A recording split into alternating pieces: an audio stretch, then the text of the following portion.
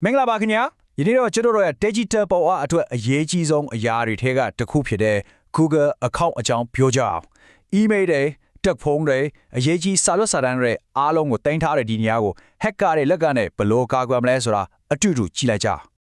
အခုဒီမေခွန်းလေးကိုကိုအရင်ဆုံးမေးကြည့်စေချင်ပါတယ်ဟုတ်တယ်ကျွန်တော်တို့ရဲ့ digital ဘဝကဘယ်လောက်ထိလုံခြုံမှုရှိနေပြီလဲအခုခေတ်မှာ online လောကနဲ့နေ့စဉ်ဘဝဆိုတာကခွဲခြားလို့မရတော့ဘူးလေဆိုတော့ဒီမေခွန်းရဲ့အဖြေကတော်တော်လေးအရေးကြီးနေပါပြီကျွန်တော်တို့ Google account တွေမှာဘာတွေရှိလဲဆိုတာခဏလောက်စဉ်းစားကြည့်အောင် Gmail တွေကိုယ်ပိုင်ဓာတ်ပုံတွေအလုပ်က document တွေ Google Maps မှာတွားခဲ့တဲ့နေရာအမှတ်တမ်းတွေတခြား website တွေအတွက်မှတ်ထားတဲ့ password တွေအများကြီးပဲတကယ်တော့ဒါဟာကိုယ်ပိုင်အချက်လက်တွေအကုန်လုံးစုစည်းထားတဲ့ဗဏ္ဍာတိုက်အကြီးတစ်ခုလိုပါပဲအဲ့ဒီတော့လုံခြုံရေးကနံပါတ်1ဦးစားပေးဖြစ်ရမှာပေါ့ကဲဒီနေ့မှာတော့အဓိကအချက်5ချက်နဲ့ကိုယ့်ရဲ့ Google account ကိုတန်ချက်ကအင်ဂျီဘီလိုဝစ်ပေးမလဲဆိုတာအဆင့်လိုက်ရှင်းပြတော့မှာပါလုံးဝမခက်ပါဘူးလူတိုင်းလွယ်လွယ်ကူကူလိုက်လို့နိုင်တဲ့အချက်တွေကြီးပါပဲပထမဆုံးအနေနဲ့ဒီလိုလေးမြင်ကြည့်အောင်ကိုယ့်ရဲ့ Google account ဆိုတာကိုယ်ပိုင်ဆိုင်တဲ့ digital အိမ်တစ်လုံးလိုပါပဲအပြင်ကအိမ်ကိုတောက်ခတ်တယ်လို့ဒီ digital အိမ်ကိုလည်းသေချာကာကွယ်ဖို့လိုအပ်ပါတယ်ဟုတ်ပြီကိုယ့်ရဲ့ digital အိမ်လုံခြုံရဲလားဆိုတာစစ်ဆေးဖို့အကောင်းဆုံးနည်းလမ်းကတော့ security checkup လုပ်တာပါပဲဒါက Google နဲ့အရှင်သင်ပေးထားတဲ့ tool တစ်ခုဖြစ်ပြီးသုံးရတာလည်းအရင်လွယ်ပါတယ်Google Security Checkup ဆိုတာကဘာလဲဆိုတော့ကိုယ့်အကောင့်မှာလုံခြုံရေးအားနည်းချက်တွေများရှိနေလားဘာတွေလုပ်ဖို့လိုလဲဆိုတာကိုမိနစ်ပိုင်းအတွင်းစစ်ဆေးပြီးလိုင်းညွှန်ပေးတယ်ကိုယ်ပိုင်လုံခြုံရေးလက်ထောက်တရားလိုပါပဲဒီပညာပိုင်းတွေရှုပ်ထွေးသိစရာမလိုပဲလွယ်လွယ်ကူကူလှုပ်ဆောင်နိုင်ပါတယ်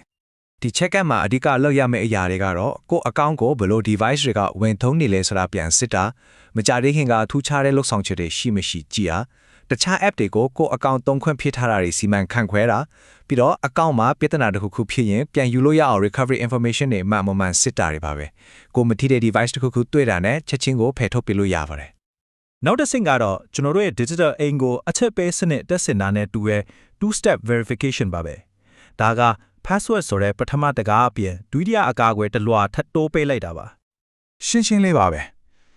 password တစ်ခုတည်းသုံးတာက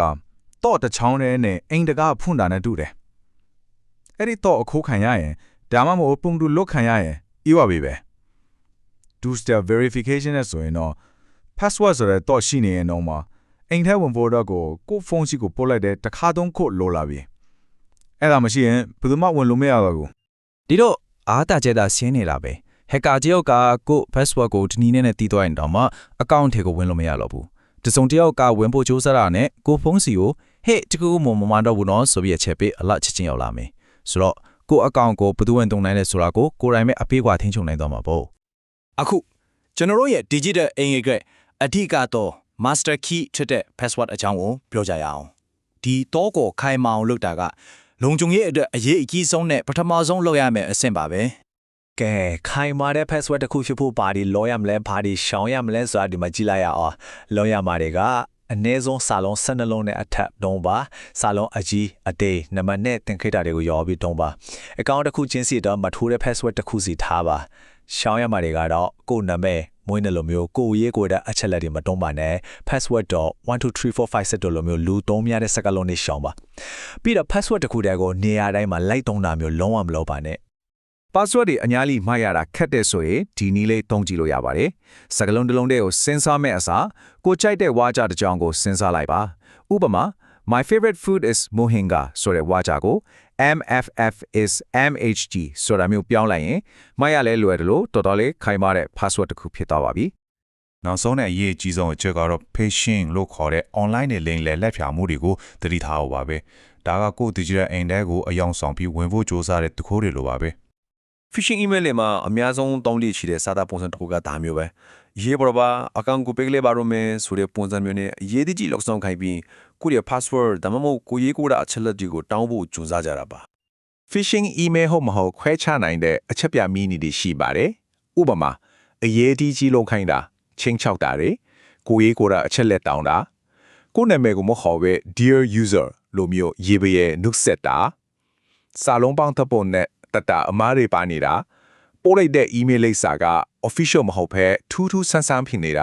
ာပြီးတော့ email တွေက link ကတရားဝင် website ရဲ့လိပ်စာနဲ့မတူတာတွေပေါ့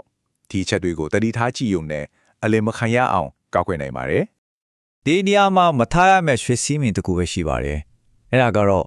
နည်းနည်းလေးတာတော့တန်တရားဖြစ်ရင်အဲ့ဒီ link ကိုလုံးဝမနှိပ်ပါနဲ့အဲ့ဒီအစ browser တစ်တစ်ခုဖွင့်ပြီးတရားဝင် website ကိုကိုယ်တိုင်စာရိုက်ပြီးတိုက်ရိုက်သွားတာအကောင်းဆုံးပါပဲ ကဲဒါဆိုရင်တော့ဒီနေ့ပြောခဲ့တဲ့အကြောင်းအရာတွေကိုအနှစ်ချုပ်ပြန်ကြည့်ကြရအောင်ကိုယ့်ရဲ့ digital အိမ်ကိုလုံးလုံးကျုံကျုံတော့ခတ်ထားနိုင်ဖို့အတွက်မဖြစ်မနေလှုပ်ဆောင်ရမယ့်အဓိကတော့ချက်၄ခုကိုပဲမှတ်ထားလိုက်ပါ ဒီ checklist လေးကိုပဲမထားလိုက်ပါတဲ့ security checkup ကိုပုံမှန်လုပ်ပါနှစ် two step verification ကိုဖွင့်ထားပါ3ခိုင်မာပြီးမတူညီတဲ့ password တွေသုံးပါ